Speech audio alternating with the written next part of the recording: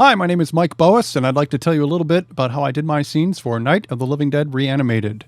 First, I had to get a copy of the movie. Well, instead of just ripping it from a DVD, I knew there were already versions on archive.org, and you can go to archive.org and save, in this case, an MPEG-4, right? Download your hard drive, and then what you do is you open it. I'm using QuickTime here. I have QuickTime Pro, which means I'm able to copy and paste and export. So what I do is I select the scene, the 40 seconds or so that I was going to do, and I copied it into a new file. So I'm trying to edit down just the section that I'm going to need, and then because I'm in QuickTime Pro, I can save out as a new QuickTime movie that I'll be able to import into Flash, which is my program of choice. And also I will export out a WAV file. And that WAV file comes in handy when you're trying to sync things up for lip sync. For some reason in Flash, I can't necessarily bring in audio and video at the same time. So I separate the two out from each other. So here I am in Flash, and it's very important to get your Flash project set up to be the right specs. So I set it up for 640, 480, that's your width and height.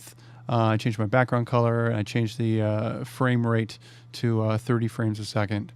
And then I can import the video. Now when you import a video into Flash 8 or CS3 or CS4, whatever it is, they give you some options for how you want it compressed and how you want it to look. Well, you want to actually embed it into your SWF so that you can see the pictures.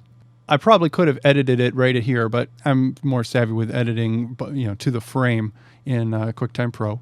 I'd say medium compression, and everything else is pretty much default. So it takes a minute to compress. Then I'll bring it into my main stage area, and it says, do you want the timeline to be the length of the video? And I say yes.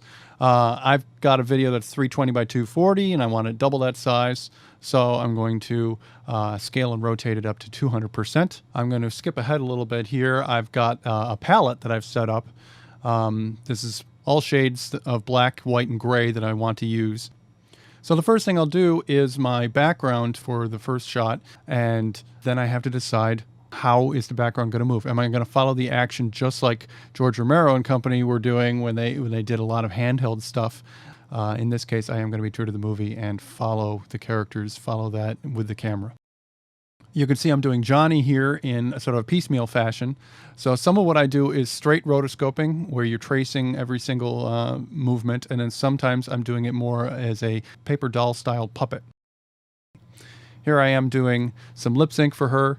I had to do different heads that would go along with the lip sync. I'm not going to show you the audio for her line right now, but that's how that works.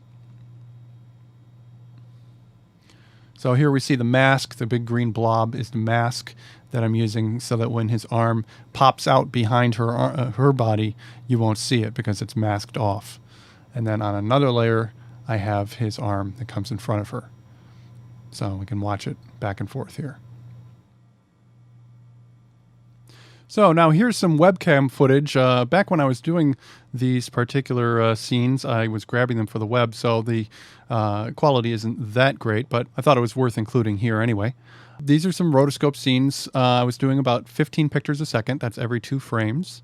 And the last step is I will color in his main body black and his highlights, of course, lighter gray. This is, of course, going in fast forward because if you were to watch this in real time, it would take like an hour.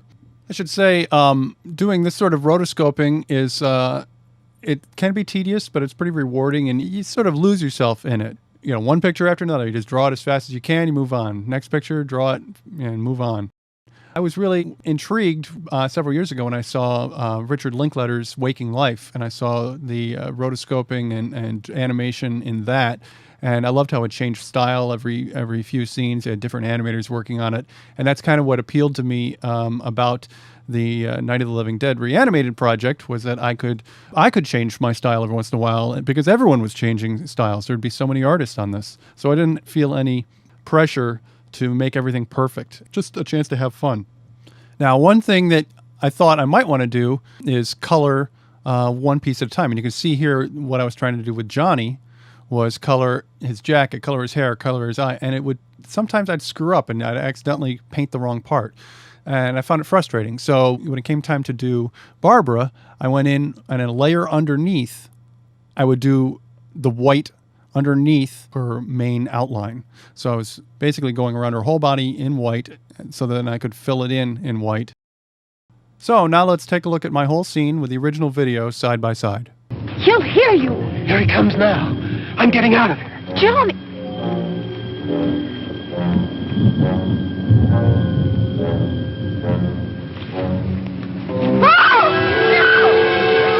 Thanks for joining me. For more about my cartoons, you can go to maddogmovies.com. And thanks to Mike Schneider and everyone who contributed to Night of the Living Dead Reanimated.